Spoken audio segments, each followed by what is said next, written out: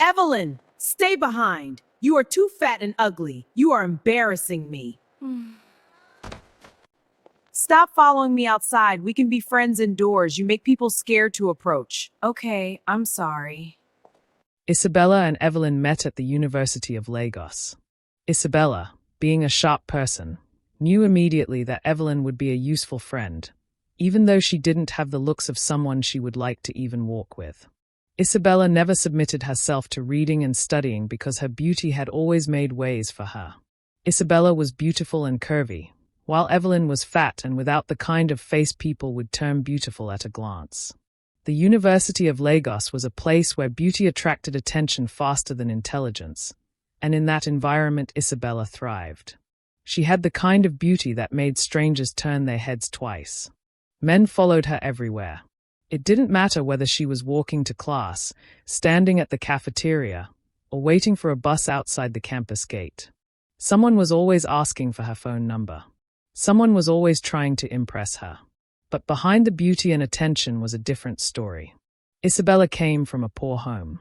Her parents struggled constantly to keep food on the table, and sending her to university had stretched their finances to the breaking point. She needed money to survive campus life, and that was where Evelyn came in. Evelyn was everything Isabella was not.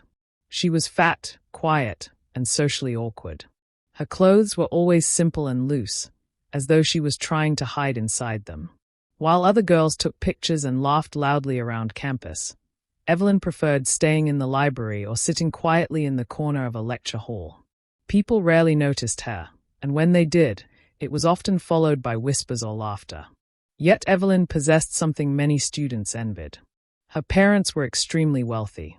Her father owned a successful engineering firm in Calabar, and money had never been a problem in her life. She was also very intelligent. Assignments that stressed other students came easily to her, and lecturers respected her quiet brilliance. Most importantly, Evelyn had a kind heart. She was loyal to a fault and always willing to help those she cared about. That was how her strange friendship with Isabella began. What Evelyn never fully understood was that Isabella had her own reasons for keeping her close. Evelyn paid for things. When Isabella's money ran out, Evelyn would quietly settle the bills at the cafeteria. When assignments became too difficult, Evelyn helped complete them. Their friendship looked normal from a distance, but the truth behind it was far from equal. On campus, Isabella often pretended Evelyn did not exist. There were many moments when they would be walking together and suddenly a group of handsome men would approach. Immediately Isabella's attitude would change. She would move a few steps away from Evelyn, laughing and talking with the men as if she had arrived alone. Evelyn would stand a short distance behind her like a shadow, clutching her books and staring at the ground. Sometimes the men would ask, "Who is that girl behind you?" And Isabella would casually shrug. "Oh, nobody. Just someone from my department." Later, when they were alone again, Isabella would laugh about it as if it were the funniest joke in the world. "Evelyn, please hide sometimes," she once said jokingly. "These guys will think I carried my auntie to school."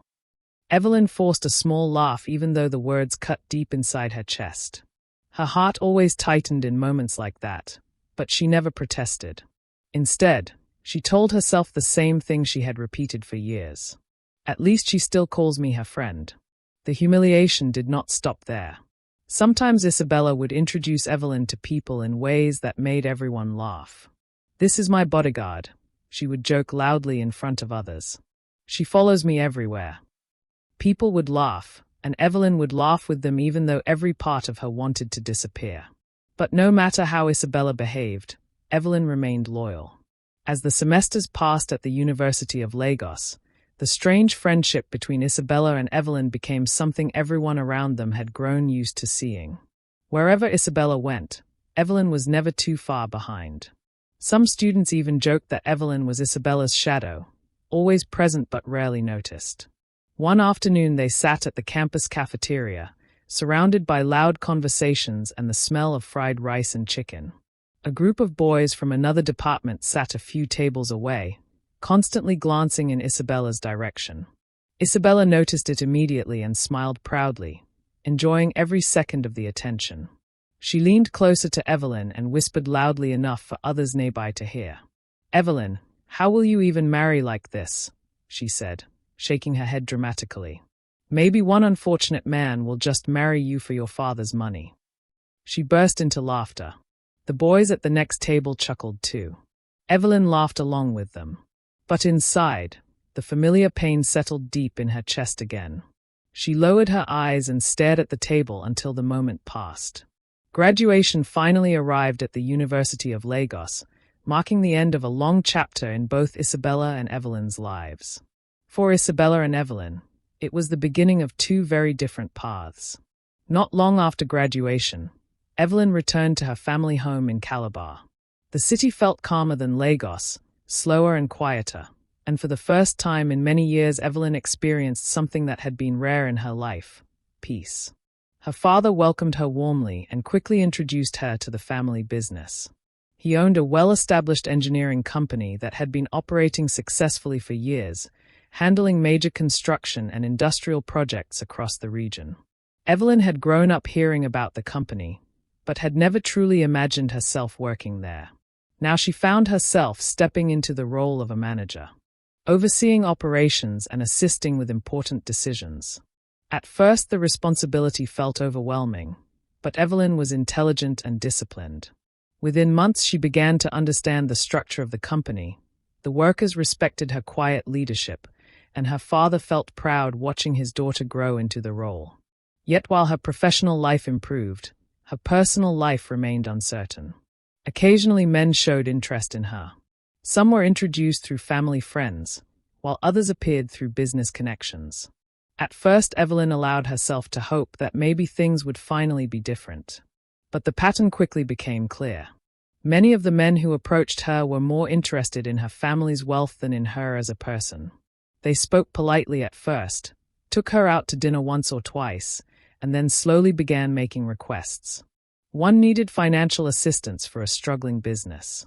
Another asked to borrow money for an urgent investment opportunity.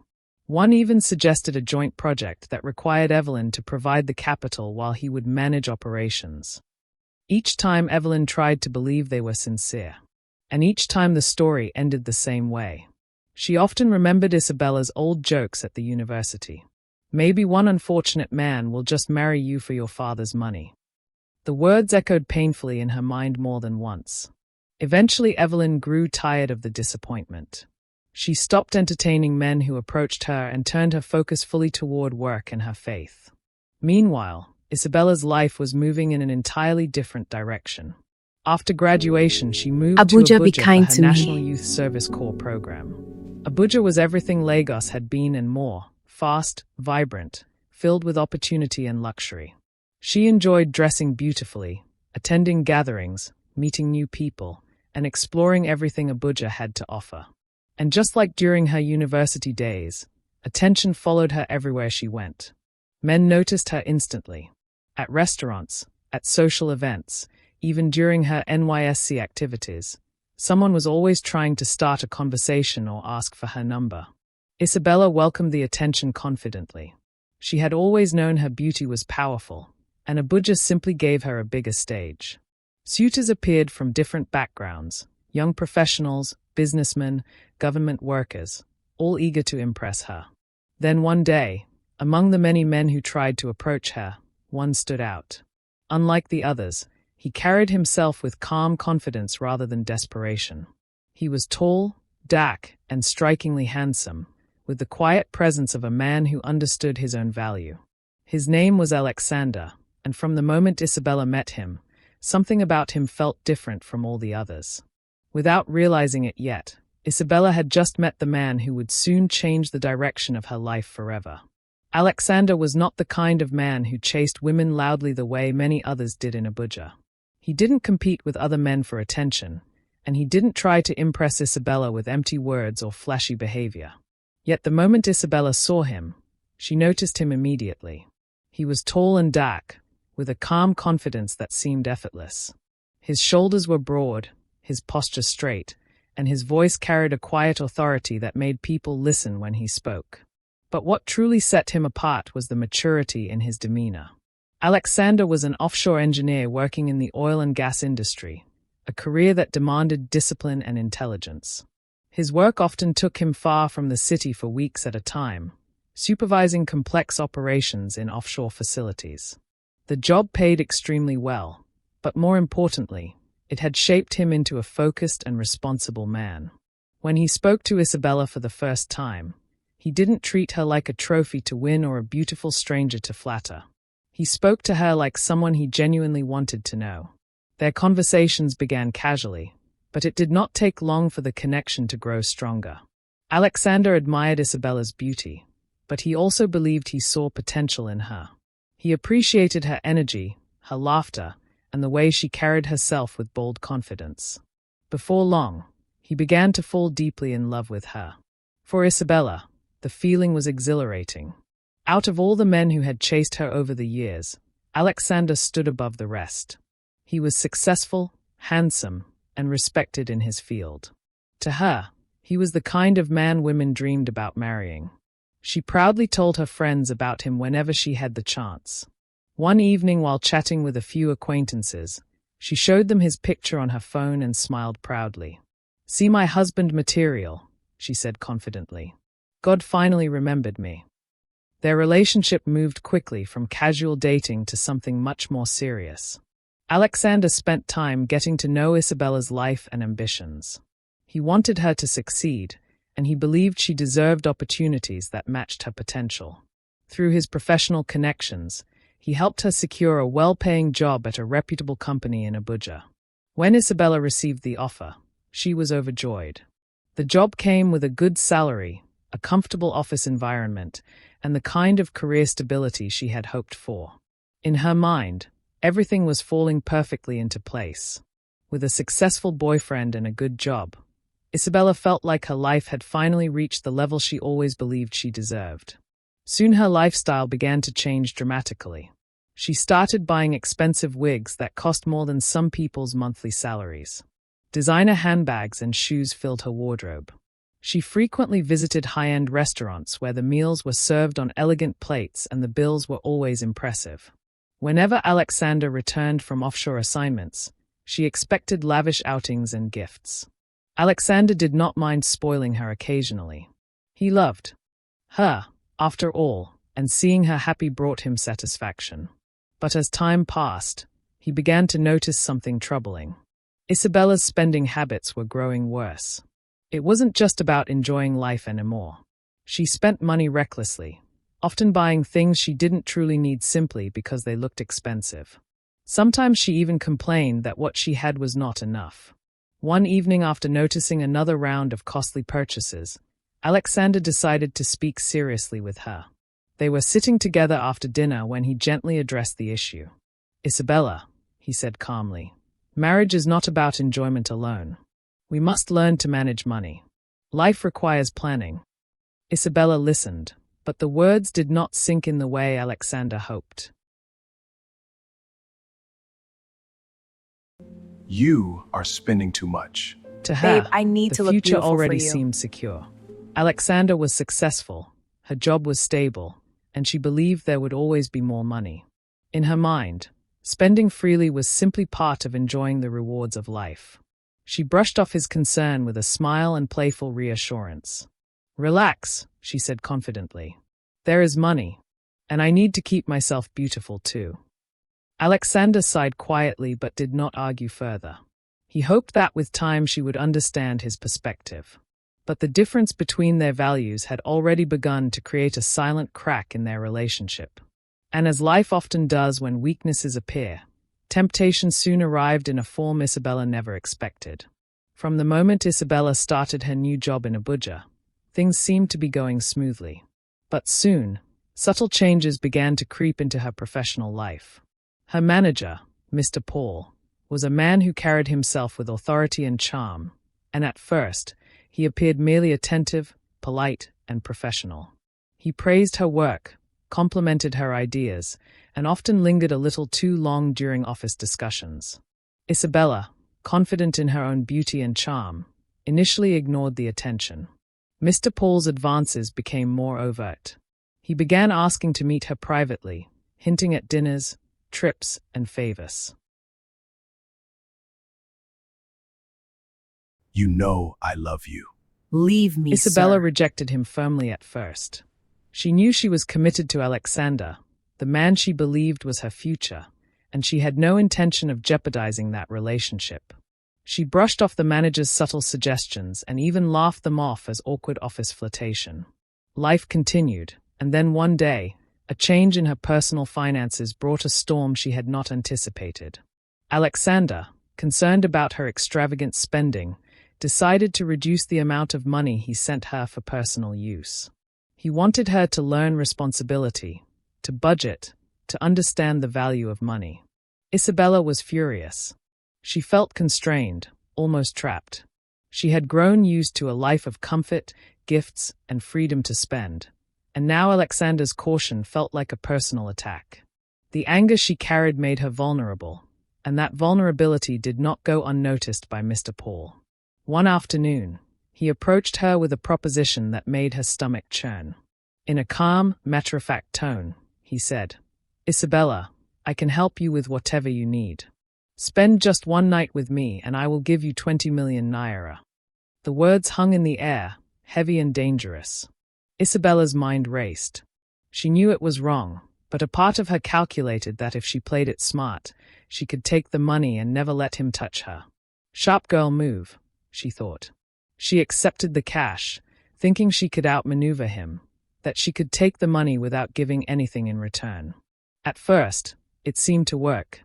She avoided him, kept her distance, and acted as if nothing had happened. But Mr. Paul did not take rejection lightly. His behavior escalated.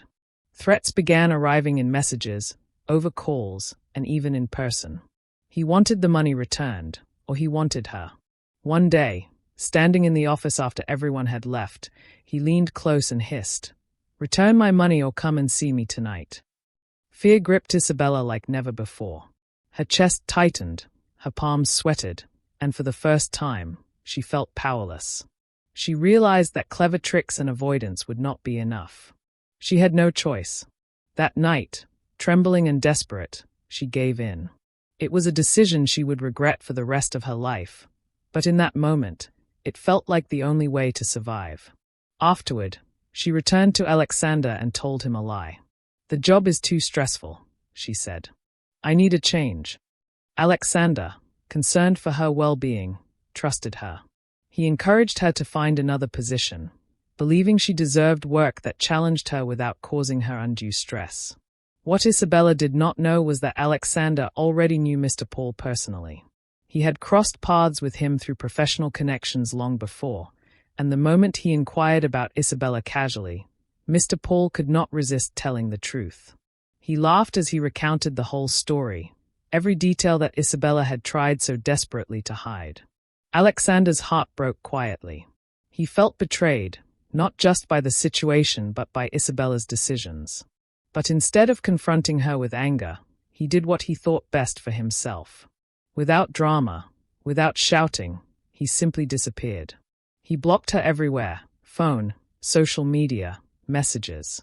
He left no room for excuses or pleading. Alexander relocated to start a new branch in another state, moving on with his life while leaving Isabella alone to face the consequences of her choices. Isabella, for the first time, realized the depth of her mistakes. The man she had thought was her destiny, the one she had shown off to her friends, the one she had believed would be hers forever, was gone. And she had no way of bringing him back. The feeling of loss was suffocating. Days turned into weeks, and weeks into months. She could not sleep, could not focus, could not eat properly. Every attempt to call Alexander ended in silence. Every message remained unread. Her life in Abuja, once full of excitement and freedom, now felt cold and unforgiving. Her decisions, realizing for the first time that sometimes one night, one choice, could destroy everything a person had ever dreamed of. Life in Abuja had grown increasingly difficult for Isabella. The excitement of the city, the parties, the attention, it was all gone. Bills piled up on her small rented apartment desk. She called Alexander repeatedly, sent messages, even tried emails. Nothing worked. Alexander, the man she had loved more than anyone else, had disappeared from her life completely. One day, she received an email from Alexander. She was still wondering why he left, now. Alexander stated clearly that he was informed of what she did with the manager and that's why he couldn't continue, and was so angry to confront her. Move on, Isabella, because I have moved on. The message shattered her finally. Months passed, and the loneliness began to wear on her. She had no one she could trust with her struggles except for the one friend she had long taken for granted. Swallowing her pride, she reached out to Evelyn. She explained her situation briefly, asking for financial help. As always, Evelyn responded without hesitation. She transferred enough money to cover the bills and even added a little extra so Isabella could survive for a few weeks. She never made Isabella feel small or undeserving. That simple act of kindness, given countless times over the years, reminded Isabella of how much she had relied on Evelyn, even when she had mocked her openly. 5 months later, Isabella received a phone call that made her freeze in disbelief. On the other end of the line, Evelyn's voice sounded bright, excited, and full of life. Isabella, I'm getting married on the 25th, she said. Isabella's mind went blank. Married? Evelyn. The words repeated over and over in her head as if she had misheard them. For a moment, she could not respond. The idea of her quiet, overweight, loyal friend getting married before her seemed impossible. Wow, Eve, congratulations, she finally managed to say, forcing a polite smile she knew no one could see. Her heart, however, was pounding, and her mind raced with questions. Who was the man? Did she finally find someone who loved her? She had to know. Your husband, is he older? She asked cautiously, her voice barely above a whisper. There was a pause, then Evelyn laughed, a gentle, happy laugh that sent a twinge of unease straight to Isabella's chest. Yes, Evelyn said, he's a bit older. Relief washed over Isabella like a tide. She let out a quiet breath she hadn't realized she was holding. Congratulations, Evelyn. What a stunning achievement. Her mind I'm so immediately proud. filled with assumptions. An older man, likely wealthy, someone who would take care of her friend. Evelyn had finally married an older man because she needed security, not because she had found someone extraordinary. Isabella allowed her pride to recover. She could smile again and congratulate Evelyn without letting her heart tremble with fear or jealousy. In her mind, it was a small victory. Evelyn's happiness was real, yes, but it seemed manageable. The day of Evelyn's wedding arrived in Calabar with all the grandeur and color one could imagine. Guests from near and far gathered at the venue. Isabella sat in the crowd, dressed in a green attire, her posture confident, her face composed. She had used the money Evelyn had sent her to get a nice outfit and travel to the wedding.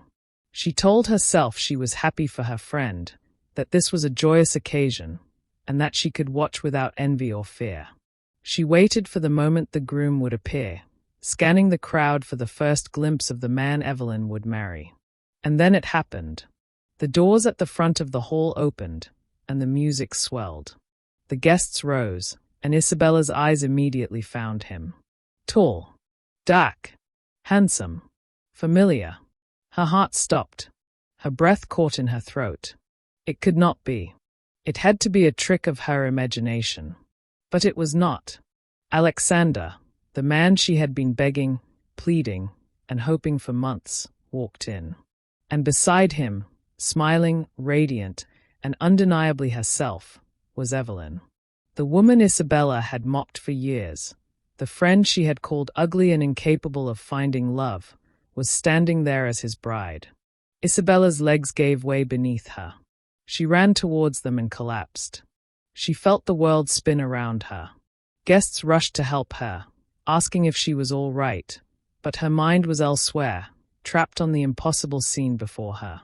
She woke moments later. She could barely believe her eyes. Alexander's hand held Evelyn's, steady and loving. Alex had moved to Calabar, and there, he met Evelyn. He saw what Isabella never did, Evelyn's heart. Her patience, her gentleness, her unwavering loyalty. He saw her peace, the calm strength that radiated from her in a way Isabella's beauty never could. They had fallen in love quietly, naturally, without the distractions of arrogance or envy. And today, Alexander had married her. He had married the very woman Isabella once mocked, the same woman she had believed no man could ever love. Isabella felt her pride crumble completely, begging and regretting choices that now seemed meaningless. Alexander was happy, fulfilled, and committed to the friend she had ridiculed, the friend she had used and underestimated. Evelyn was complete. Isabella returned to Abuja broken, her heart heavy and her spirit shattered. She could not bring herself to call Evelyn, not knowing how to face the friend she had mocked, the friend who now held everything Isabella had once dreamed of. Days turned into weeks, and months passed, but the ache in her chest did not fade. Meanwhile, Alexander and Evelyn built a life full of peace, laughter, and mutual respect. Their love grew stronger each day, rooted not in appearances or wealth, but in kindness, loyalty, and shared understanding. If you enjoyed the story, don't forget to like, comment, subscribe, and share. Someone out there needs this reminder that true beauty comes from the heart.